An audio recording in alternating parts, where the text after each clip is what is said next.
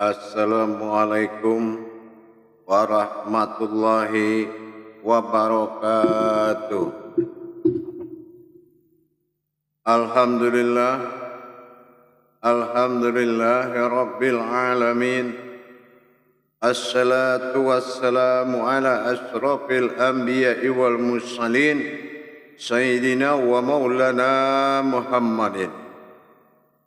Ashhadu an la ilaha illallah wa ashhadu anna Muhammadar Rasulullah. Allahumma salli ala sayyidina Muhammadun musahbihil wal ikram, ya wal jalil wal ikram. Allahumma salli wa sallim wa barik wa karim azanil nabil karim, innil lazi min jamalika wa innal ladzi fin jalalika wa innahu fin kitabika. Ya allazi wa tahirin wal mujahidina amma ba'du, ibadallah wa ittaqullah.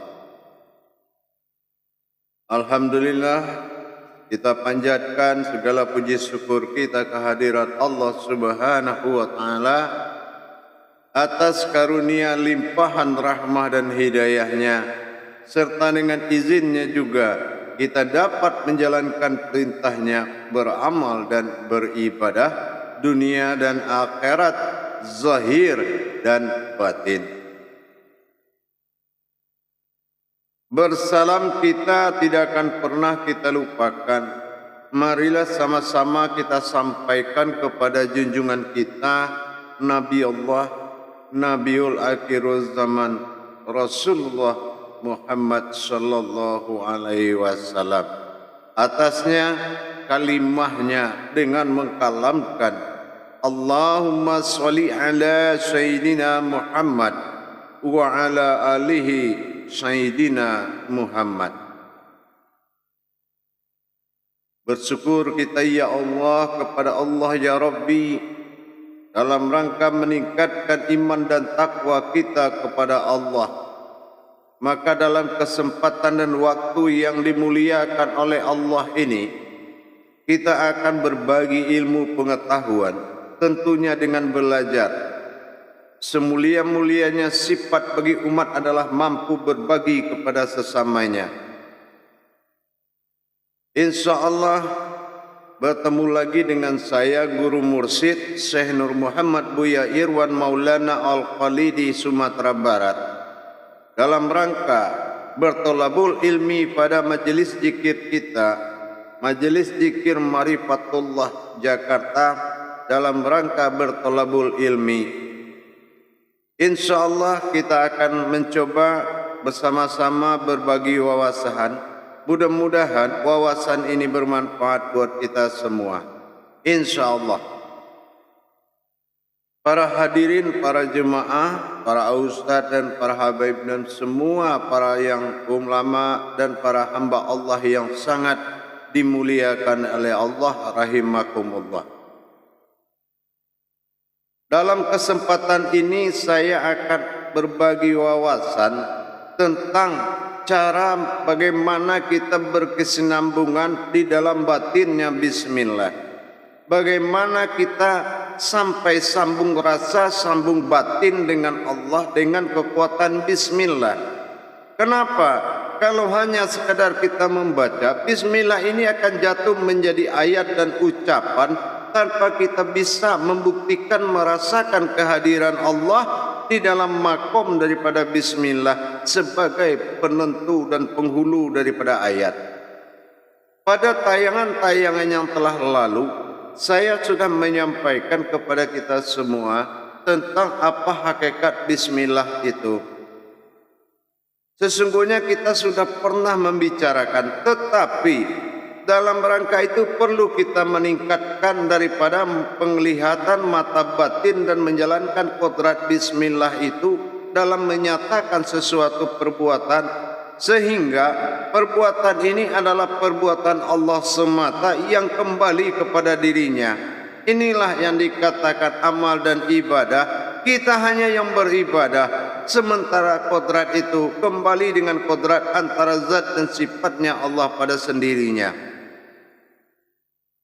Kalau kita berbicara tentang kodrat daripada bismillah, sirnya sendiri, rahasia yang ada di dalam ba alif sin tadi, ba itu sudah saya pernah sampaikan, bara'ah alal batinah, itu adalah batin daripada sifat kodrat daripada sukun kosong dalam wujudnya. Itu adalah masa kosong, masa sukun, atau dikatakan la lam alif. Dia lam alif artinya tidak, berarti tiada, itu adalah alamnya Allah. Nah, mana alam Allah pertama? Ini yang disirkan dalam alif, yaitu sukun pada tempat. Jadi kalau kita ingin tahu bagaimana caranya kita menghadirkan Allah, baik untuk disembah, baik untuk memohon keselamatan, baik untuk menjadi jiwa dan raga kita, baik untuk menyelamatkan hajat kita, baik untuk menyatu dengan Dia, kita harus mengkaji kembali kodrat sir, rahasia yang terkandung di dalam kodrat alif tersirat itu. Apa yang dikatakan kodrat daripada alif tersirat? Apa nama kodratnya? Bagaimana cara bertajalinya kodrat itu dengan kita menuju kepada lapisan 4 pada jasad, kulit, daging, urat dan tulang, berdiam pada 3 makom diri dan umat makom rahim, yaitu pada kolbi, batin, markubah jantung dan makni pada kening, bersifat daripada 14 sifat. 3 kodrat ditambah 4 kodrat menjadi 7. Bertajalilah dia kepada sifat alif lam lam ha. Nah, apakah kodrat alif lam lam ha, tempat milahnya tadi, mi'ilah, apakah memang masuk ke dalam pandangan kodratnya Allah dalam milahnya ilah ke dalam Allah? Artinya apa?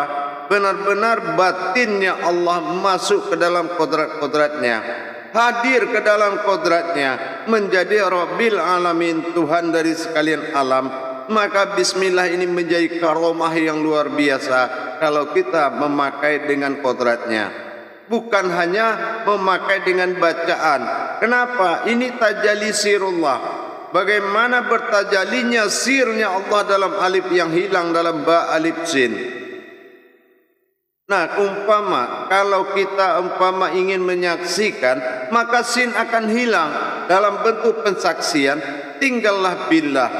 Nah, inilah billah, ini adalah batinnya Allah, biillah. Biillah, kalau biillah itu batinnya ilah atau Tuhan. Batinnya Allah maujud kepada asmanya bernama Allah. Biillah, illah inilah yang menjadi Allah. Bismillah. Nah, inilah yang menjadi makomnya berasma namanya Allah. Di sini terbukti dalam kaji daripada Usuluddin, aku ingin menjadi Tuhan dan aku ingin dipanggil dengan namanya Allah.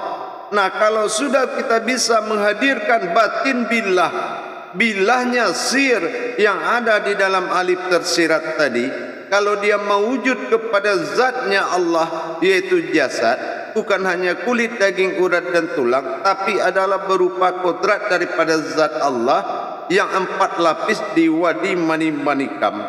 Nah, inilah mewujud, ya. Maka dari situlah nanti kalau sudah memang dia mewujud kepada sifat mi Allah, ismi Allah, masuknya ismi ke dalam asma. Nah, inilah bagaimana dia merasuk Rabbil Alamin, meliputi sekalian alam, mengisi segala rongga diri dengan batin bilahnya Allah yang masuk ke dalam rongga diri kita, sehingga mewujudlah kita pada sifat kodratnya Allah semata. Nah, inilah billah, la haula wa la quwata illa billah. Nah, disinilah bismillah, ismi Allah. Jadi kalau kita sudah bermakrifat, sinnya akan hilang. Apa sinnya yang akan hilang? Akan berupa pensaksian.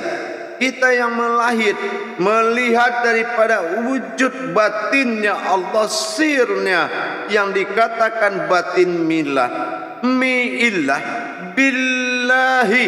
Nah, coba kalau tulisan Allah itu kita copot semua dari harfiahnya, dia akan bernama illah. Tapi kalau kita pasangkan wataknya harfiah, dia akan berasma bernama Allah.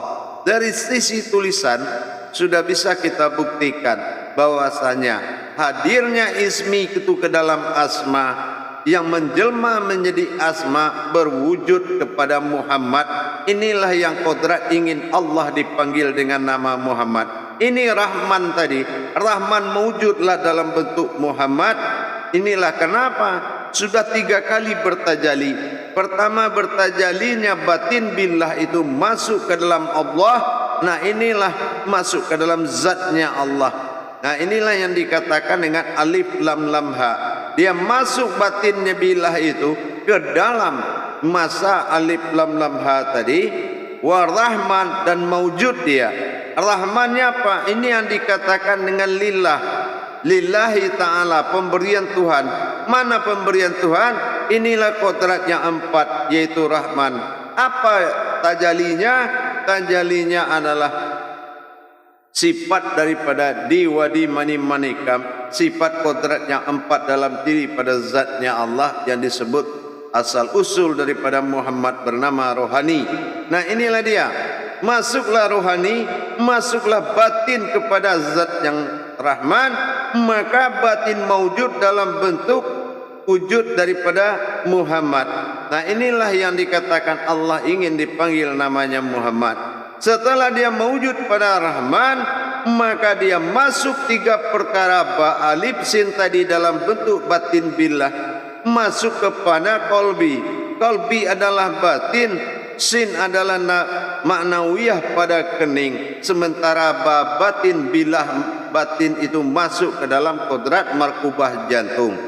Jadi alam qalbi yaitu tempat sirnya Allah, alam markubah jantung di tempat batinnya Allah, dan alam ma'ani itulah yang dikatakan alam nurinya Allah dalam ayat kehidupannya. Nah, setelah mewujud mutlak seperti ini, tinggal lagi kita menyaksikan apa yang kita saksikan, menyaksikan kehadiran dan mensaksikan, memberikan pensaksian doa. Apa yang harus kita berikan pensaksian, apa yang kita hajati, kita mau beribadah, bagaimana dia hadirnya Allah, hadirnya batin Allah mewujud kepada sifat alif lam lam ha kodrat daripada Allah bernama aftar bersifat Allah, masuk bilah kepada Allah, masuk ilah kepada Allah, dan Allah mewujud pada Muhammad, Muhammad pada kodrat daripada diri panafilah. Nah, inilah akhirnya di rahim. Makanya rahim ini tempat bermakomnya Allah. Rahim ini dikatakan tubuh sirha, sirhu, sirhi. Di sirhu adalah markub qalbi, sirhi adalah di markubah, dan sirha adalah nur pada ma'ni. Jadi rahasia yang 3 ini mewujud menjadi kodrat insan. Kodrat insan berkodratkan kepada batin Allah pada qalbi, ya, dan zat Allah kembali kepada markubah jantung, dan nurinya Allah kembali kepada makni. Inilah yang mewujud dan bertingkah. Makanya zat dan sifat akhirnya bertingkahnya tadi Allah pada makom Muhammad bersifat dan bertingkah dalam rahim makumullah. Nah, rahim inilah yang dikatakan dengan batinnya Allah. Apa yang di rahim makumullah? Jasad menutupi nur, nur menutupi zat, zat menutupi batin, batin menutupi sirnya Allah, batin demi batin. Maka dikatakan tubuh rahim, tubuh yang menyimpan daripada perbendaharaan, yaitu Allah Subhanahu wa ta'ala. Dalam batin kita menatap keilahan tunggal bagi diri. Para jemaah yang dirahmati, jadi kalau kita hanya tinggal bersaksi pada kodrat Allah semata, menghadirkan Allah, menghalalkan segalanya, apa yang kita lakukan? Salat. Kalau Allah tidak hadir, bagaimana kita menyembahnya? Nah inilah hudurutullah, ya, al-ma'budun illallah, menghadirkan Allah dan menyembah Allah itu adalah sifat mutlak bagi batin kita, wajib kita bisa. Karena apa? Antara kita dengan Allah berkodrakan pada sifat batin. Batin kabir awal diri, batin kabirau pada sifat alam. Semua kontak dengan batin. Semua kontak melalui kodrat batin. Maka bismillah inilah yang akan memandu dan menyaksikan kebenaran Allah. Bagaimana kita menghadirkan sebelum kita sembah. Setelah maujud dia, disitulah kita menyembah dalam bentuk aku dizahirkan untuk menyembah. Nah disinilah kodrat-kodrat daripada Allah tadi yang harus kita paham, bagaimana kita bertajali dengan Allah di dalam bismillah. Para jemaah yang dirahmati Allah rahimakumullah, sangat wajib dan wajib sekali kalau kita harus paham billah itu sir. Kenapa ba alif sin? Nah ini saya terangkan lagi sedikit lagi. Kalau ba alif sin, sesungguhnya ba ra'a atau batin ini sirnya alif, sin itu adalah hayat. Berarti begitu milahnya batin billah itu mewujud kepada Allah, mau berkodrat kepada alif lam lam ha, milah masuk dia ke dalam kodrat alif alif lam lam ha, atau dikatakan kodratku sendiri atau aftar, maka mewujudlah pada sifat Rahman dalam bentuk Muhammad, dalam mewujudun Muhammad, mim ha mim dal, 4 perkara daripada Rahman. Nah setelah itu barulah hayat di dalam alam rahim, itulah jasad rahim, yang mana jasad ini di dalam jasad ada insan berdiri, dalam insan ada batin, dalam batin ada wujud. Inilah yang dikatakan rahim. Jadi kalau kita sudah berkodratkan kepada keallahan, sifat Allah telah mewujud bagi diri karena milahnya batin bilah Allah. Kalau bilahnya sudah mewujud ke dalam asmanya Allah, maka Allah ingin dipanggil Muhammad dengan kodrat Rahman, maka hayatlah, af'al dan bergeraklah dalam kodrat batin. Inilah yang dikatakan Allah bersifat pada zatnya sendiri. Jadi bersifat dia bergerak, af'alullahnya, ya, fi'ilnya dia juga bergerak. Maka bismillahirrahmanirrahim mewakili semua amalan. Kalau memang ini tahajud dalam awal, selama-lamanya menjadi pokok amalan tunggal bagi diri. Para jemaah yang dirahmati Allah rahimakumullah, apa perlu kita baca? Tidak. Jangan kamu jadikan sedikit suaramu untuk bisa menjadi perantara kepada Allah, tapi kamu harus bertajali dengan batinmu sendiri dalam menghadirkan kodrat daripada batinnya. Allah dinamakan billah, awal asal usul sir Allah alif tersirat. Inilah yang akan illah billah menjadi Allah. Illah akan mewujud menjadi Allah sesuai permintaannya. Aku ingin menjadi Tuhan dan aku ingin dipanggil dengan nama Allah. Setelah mewujud dia pada Allah, zat yang alif lam lam ha, barulah berwujud dia lagi kepada sifat kodrat yang 4, mim ha mim dal Rahman. Itulah kodrat daripada Muhammad. Nah setelahnya berkodrat Muhammad, barulah mewujud dalam hayat dan bersifat bertingkah hidup dia daripada kodrat rahim, yaitu manusia yang rahasia, kodrat yang rahasia, kodrat yang tidak tahu di asal usulnya. Inilah para jemaah yang wajib kita pelajari, menghadirkan kebenaran dan kebesaran batin Allah di dalam setiap perbuatan, maupun kita menuju suatu hajat, berjalan kemana, mau berkunjung kemana, jangan lupa selalu menghadirkan Allah. Jangan lupa, tidak ada doa yang lebih mulia selain daripada hadirkan Allah dimanapun kamu berada. InsyaAllah wa huwa ma'akum aina ma kuntum. Dimanapun kamu berada, di situ Allah itu ada. Artinya wa huwa, kalau sudah dia padamu semua, aina maka saya ma kuntum adalah kamu. Nah, inilah iman tertinggi di dalam hukum hakikat. Insya Allah para jemaah, mudah-mudahan menjadi suatu amalan dan pegangan agar kita kemanapun kita pergi, kita selalu menghadirkan Allah. Itulah ilah, billah, maujud kepada Allah. Pada kodrat yang wujud adalah Muhammad, empat pada Rahman, Mim Ha, Mim Dal, dan Rahim pada tiga bermakum pada qalbi, ada sir dan batin, ada pada markubah jantung, dan ma'ani nur ada pada kubah adalah kemakni atau kening kita. Akhirnya 7 sifat ini sudah bertajali Allah dalam zahir dan batinnya dan bermaujud Muhammad. Dalam Bismillahirrahmanirrahim diinput, dirangkum dalam satu kodrat. Mawjudullah al-haqqal al-mawjudun Muhammadun lillahi rabbil alamin.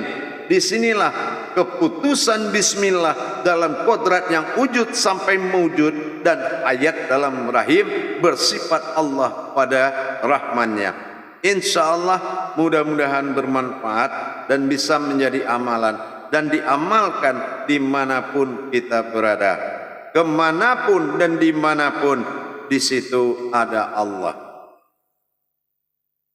Para jemaah yang dirahmati Allah, rahimakumullah.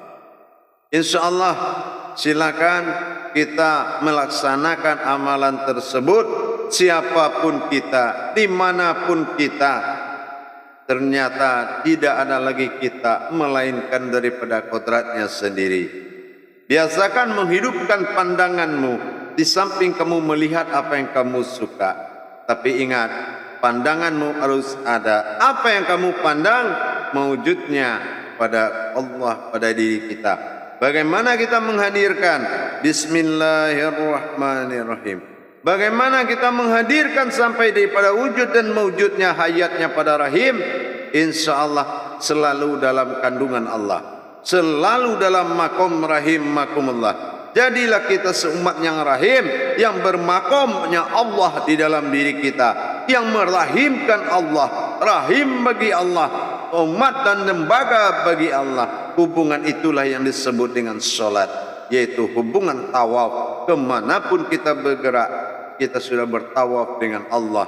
Kalau bismillah jadi amalan. InsyaAllah para jemaah, mudah-mudahan dalam pendalaman daripada ilmu bismillah ini, untuk pendalaman mudah-mudahan sudah bisa menyesuaikan diri. InsyaAllah akhirul kalam, wabillahi taufiq wal hidayah. Wassalamualaikum warahmatullahi wabarakatuh.